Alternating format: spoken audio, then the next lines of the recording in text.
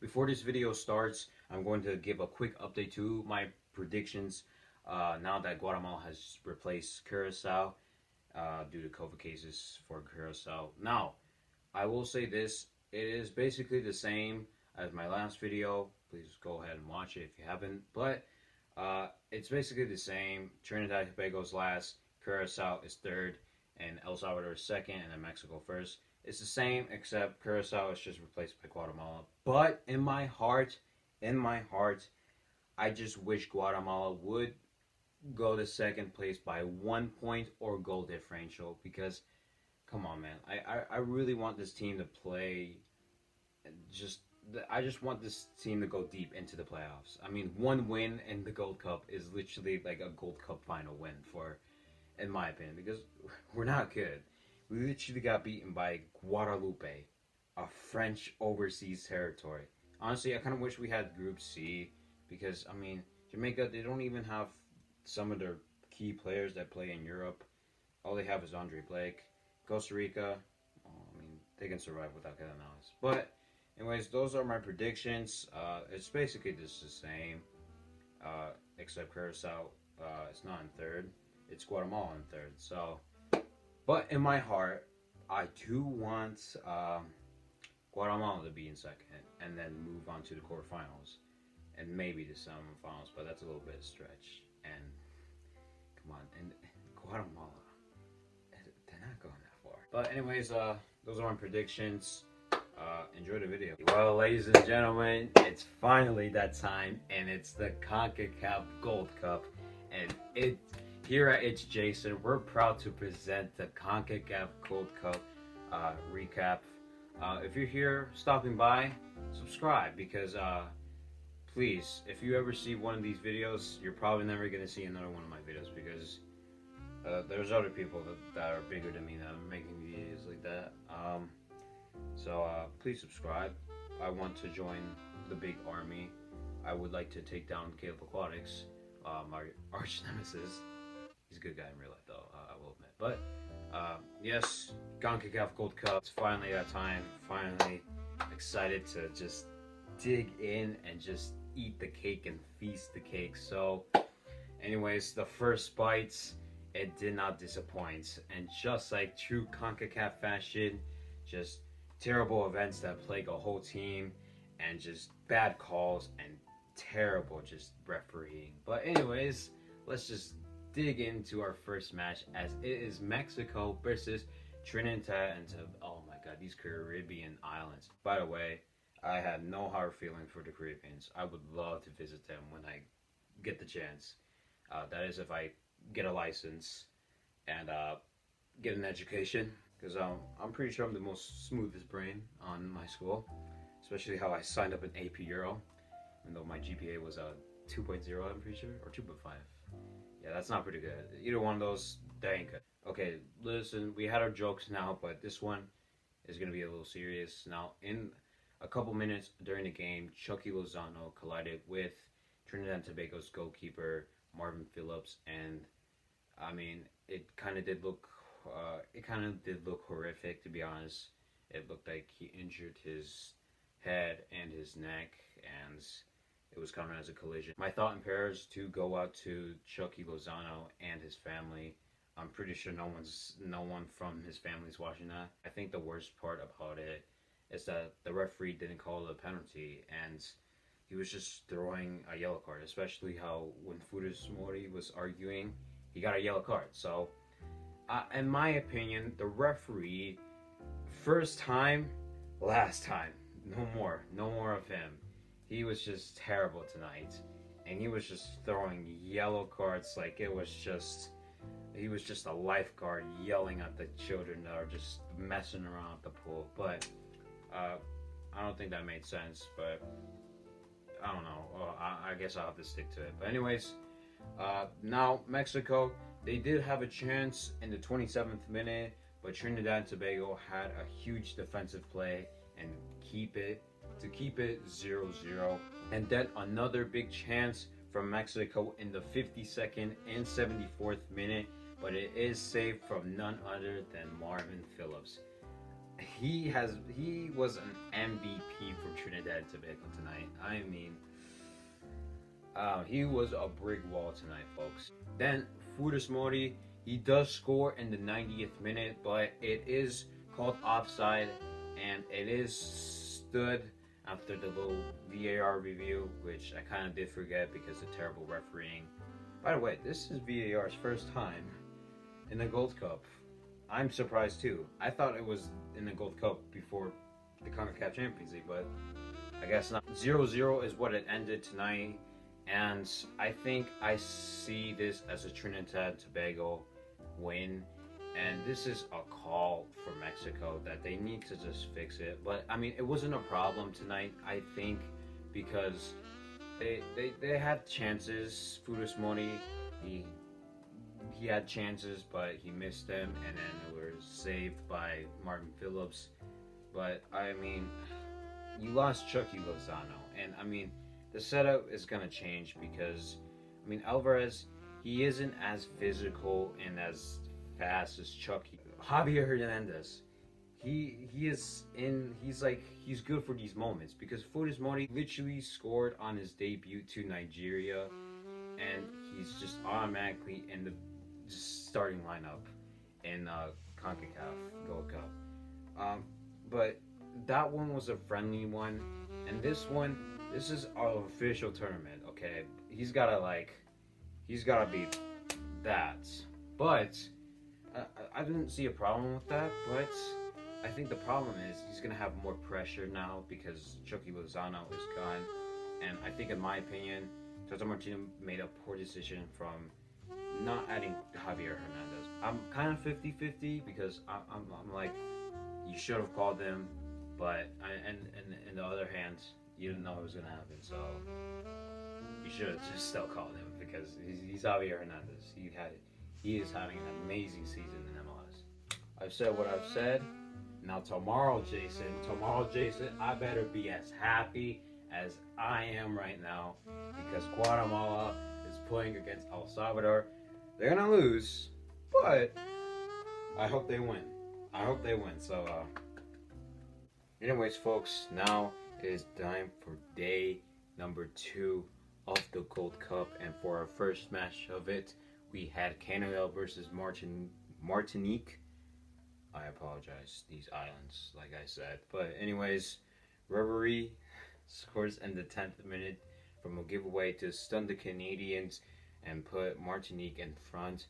But then Kyle Larwin scores from a corner to level it 1-1 in the 16th minute, and just simple for him as Martinique's defense was just poor from that one. Then in the 19th minute, Osorio scores from a great run from Buchanan.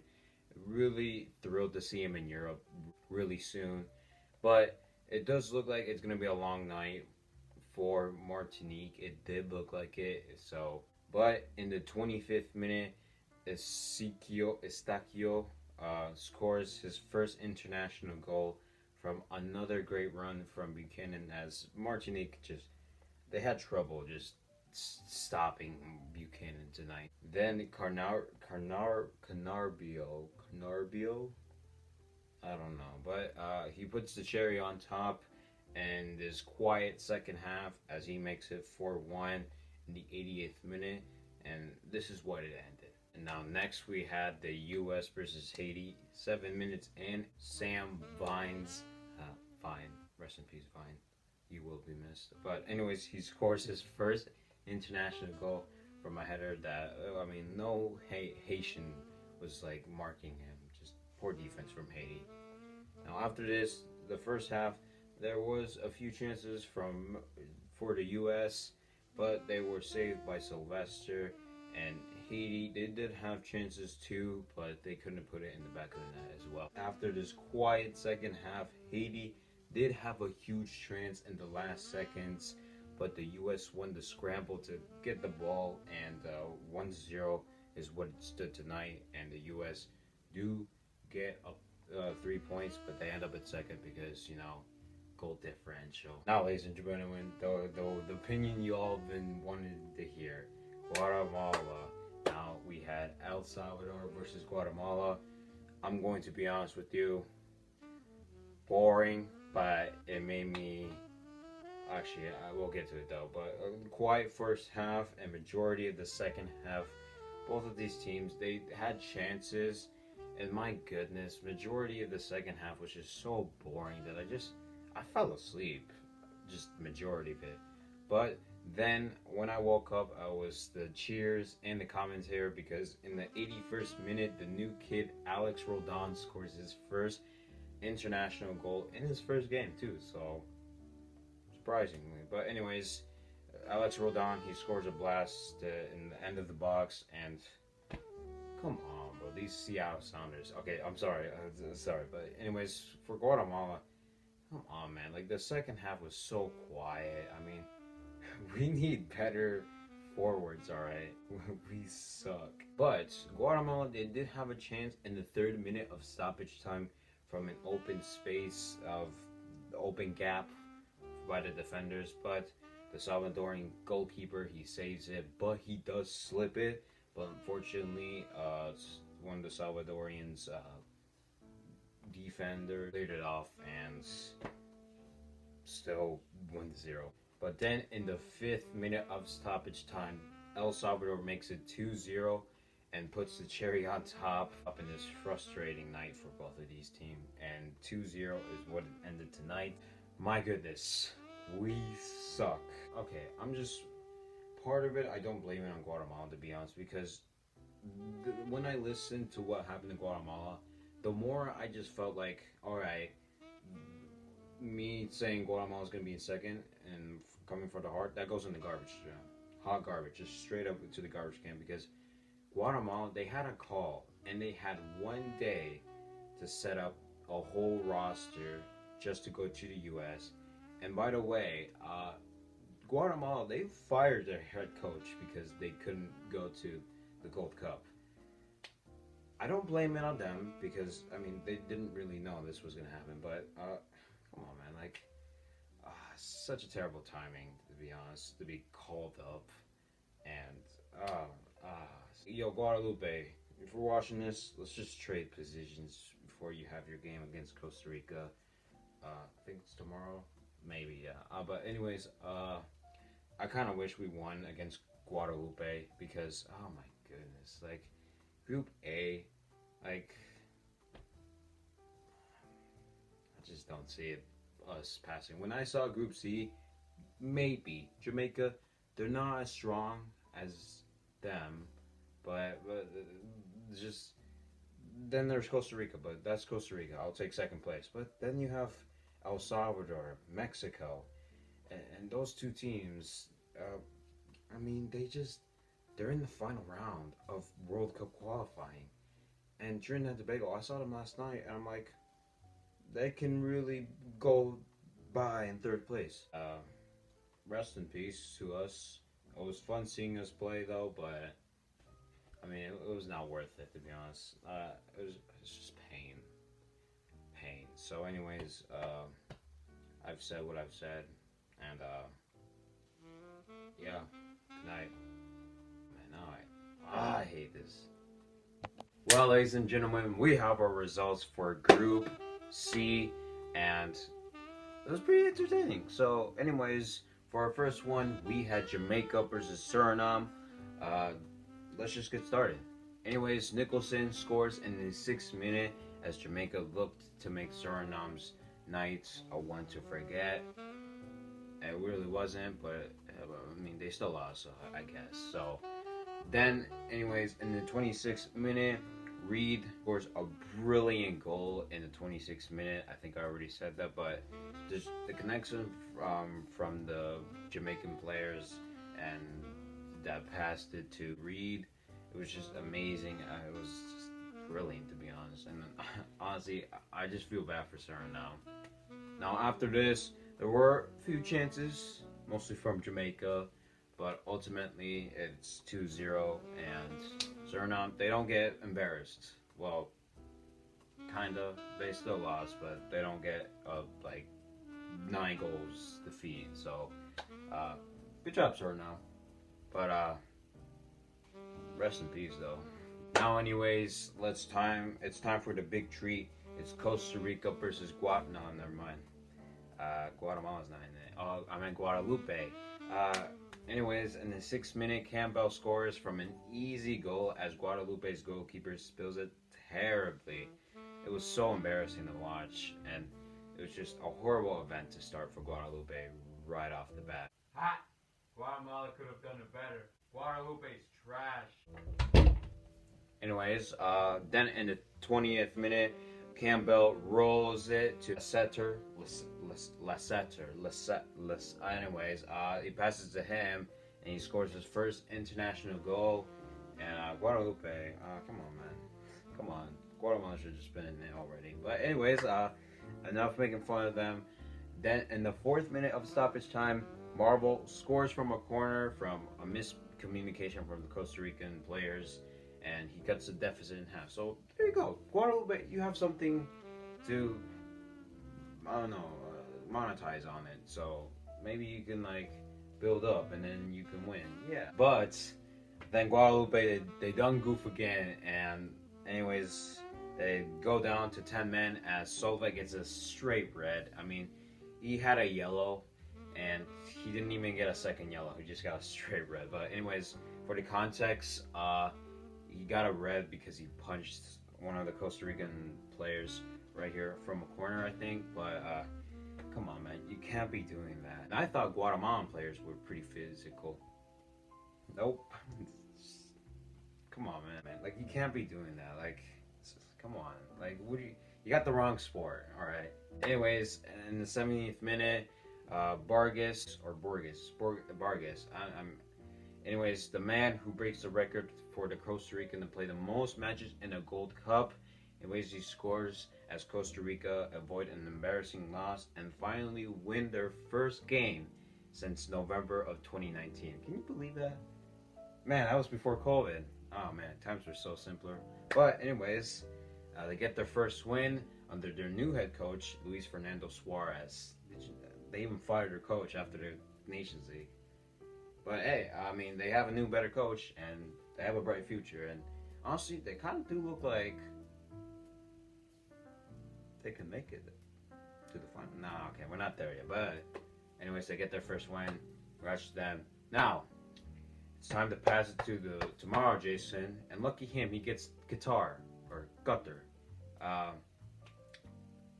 Take it away, tomorrow, Jason. You lucky boy gets Qatar. Oh my god, I really want to see Qatar. But anyways, pass it, Jason. Well, ladies and gentlemen, it's finally that time. It's the final day for match day 1, even though just the last group of match day 1. But anyways, our first one, it did not disappoint. But after the long, almost 2 hours delay for the weather, it was finally kicked off. And you know what? I will say this, after the game, it was worth the wait, alright? But anyways, there was a chance for Qatar in the 14th, 30th, and 34th minute. But Panama, they did have chances in the 25th minute. But nothing was scored in the first half. But then in the 47th minute, Afif scores an amazing goal to start an excellent second half. Just poor defense from Panama.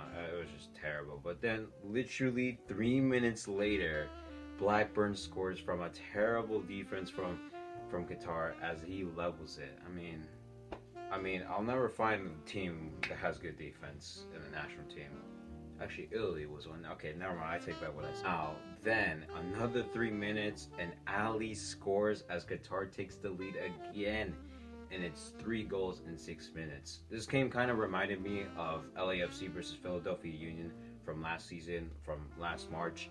You know, Philadelphia Union would score, and then LAFC would score back. But I don't know, it kind of reminded me of that. But anyways, the second half, it really turned up. It really turned alive. It turned up the pace. But then Blackburn strikes again as he brings another draw in the 57th minute. In this game, it's turning into a really good treat. But then in the hour mark, Qatar gets a penalty from a drag. Just poor defending from Panama again. And Alahaidos scores a cheeky penalty, and And from the chip, it was just so smooth, so calmly as well when he took it. But we're not done yet, because another poor defensive play from Qatar causes Panama to have a penalty, and even after the VAR review, it is given, and Davis scores, and it's 3-3, and he ties it up again, because why not? But it ended 3-3, and this was probably my favorite game in Matchday 1. Anyways, our next match, we had Honduras versus Granada. Anyways, Bankston scores in the 27th minute after the goalkeeper couldn't clear off his line in time, and it's a disaster for Granada, because before that they were all over Honduras. But then in the 51st minute, Salado scores an easy one as no one is there to catch him, and he wins the 1v1 against the goalkeeper that plays for Granada. Now, not to say there were a few chances from Granada. For example, in the 79th minute, a really close one, but it was saved. But anyways, Honduras, they score again from Leveron in the 85th minute, and I kind of just feel bad for Granada at this point. But anyways, then there's a turnover from Granada, and they get punished as Ali makes a great run, and he gives it to Kyoto, and he scores between the Granada goalkeeper, and 4-0 is when it ended. And I mean, for Granada, goodbye. It was fun knowing you. I mean, one game, you know, I sort of doubted them when it was before Honduras scored, but nope, now I just changed my mind, and yeah, I think they're gonna end up last. I mean, that's what I expected. But anyways, in that note, guys, we've been through every game in Matchday 1. It's time to get my hat and say goodbye, ladies and gentlemen. So that's it for me. See you guys tomorrow for Matchday 2, even though I might post that video next week. So anyways, see ya.